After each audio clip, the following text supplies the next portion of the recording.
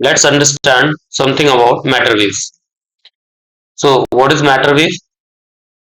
The waves associated with the moving particles or moving bodies.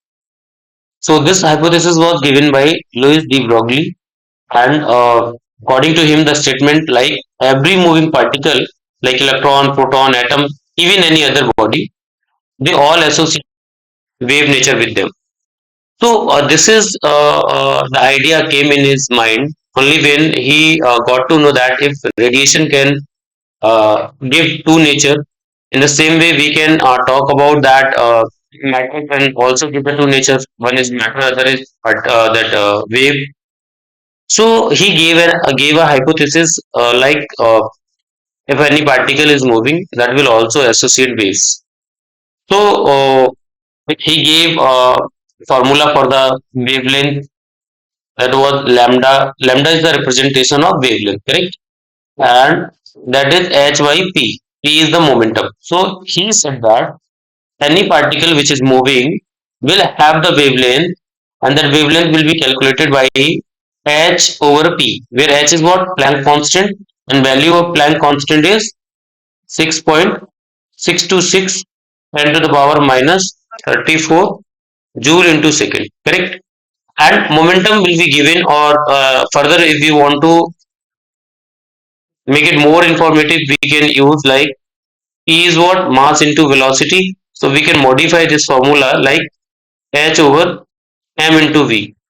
So this is one formula. This will be used when we are talking about the momentum. This will be used when we are talking about the velocity or mass. Later on, as we know that relation between momentum and kinetic energy, that we know between momentum and kinetic energy. That is what P is, as we know, under root 2 km. That we know. If we don't know, then I'm okay. I'm letting you know. We know P is what? M into V, and K is what? Half mv square. So what we can do? We can calculate V from here. So V is what? E by m.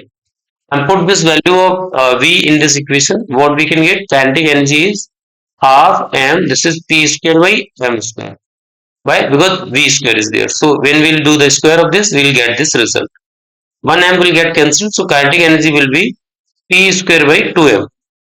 And when we have to calculate this P, so this will become P square is equal to 2 km when you will multiply this side. So what you will get later on, this P is what? Under root 2 km.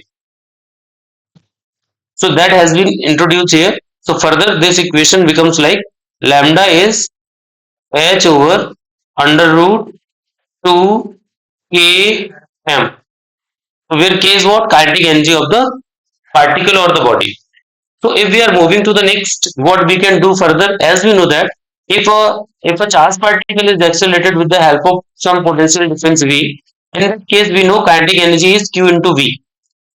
If that Q is electron, we can use E. If that is a proton, still we can use E because the charge on the two is same. If we are having any other particle, then at the place of Q, we will place the value of that charge. Okay. If you are not able to understand, we can connect this further like we know W is what? V into Q or Q into V.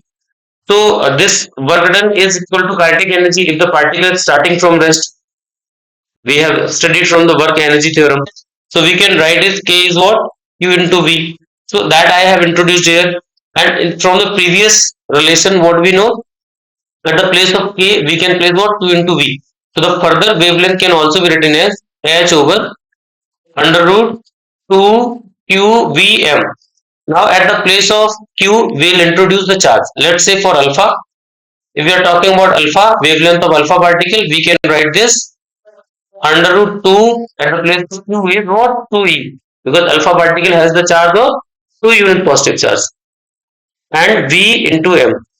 If we are having that is electron, then we can use for H over root 2. Since electron has one E charge, we can write E Vm, where V is what?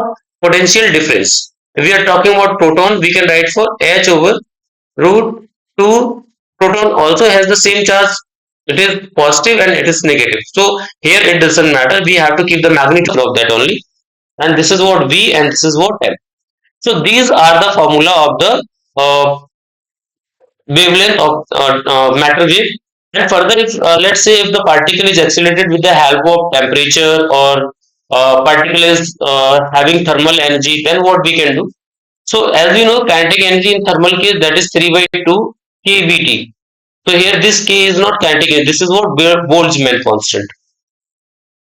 This is what Boltzmann constant. So it has some certain value that will be given to you. So what we can introduce now, the formula will become from here, so from the previous one, from the kinetic energy. What we will get, that is H over at the place of 3 here. Here we can see at the place of K, what we have to use, 3 by 2 kBT. Correct? At the place of K. So what we can get at the place of 2, at the place of K, what we can use, 3 by 2 kBT, and M was there, so M. Here T is what? Absolute temperature. Absolute temperature.